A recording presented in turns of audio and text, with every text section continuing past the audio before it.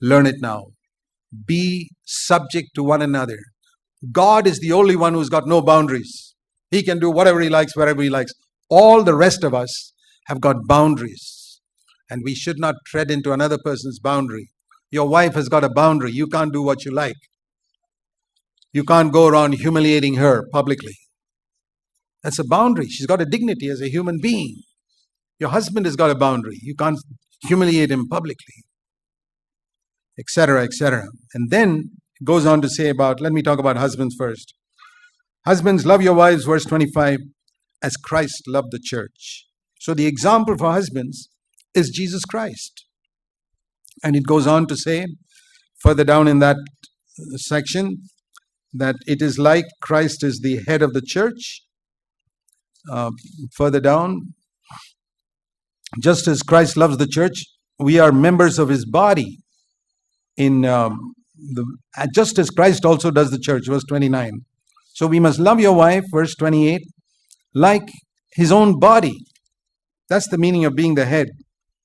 Now there are two types. The word head can mean many things in the world in English. Head of a department in a university. Head of a country, the president. Head of the army, the general. Or head of the body. Which head do you feel you as a husband are in your home? Head of an army? Head of the country?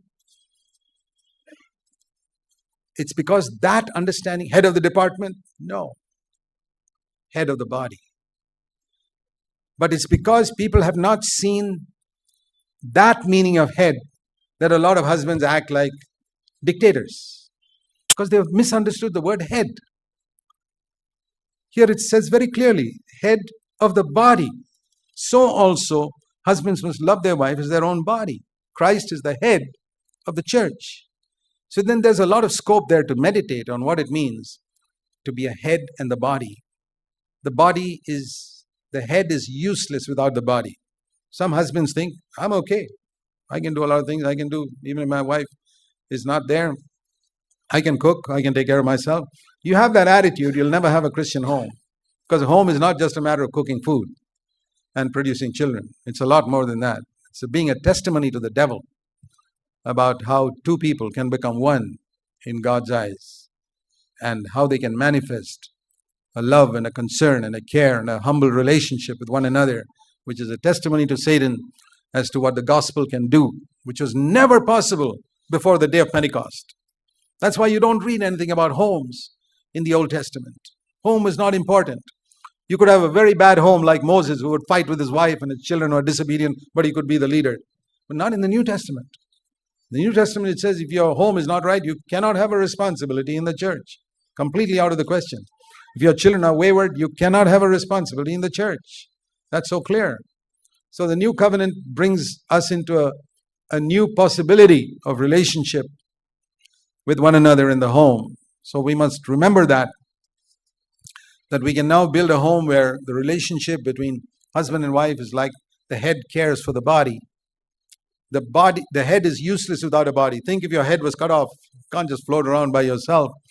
The first question I need to ask, that I want to ask husbands here is, do you see the necessity of your wife as much as you see the necessity of your body? Or is it only for the purposes of sex? Cooking the food, washing the clothes? Well, if that's the case, no wonder your marriage is in such a mess. Think of how you care for your body. How we care for it. We wash it. And if there's an injury, we treat it immediately. Even if a mosquito sits on it, we drive it off. Imagine coming to that level of sensitivity towards the needs of your wife. That is what it means to be a Christ-like husband. Sensitive to the needs of the body. What an example. And let me also turn you to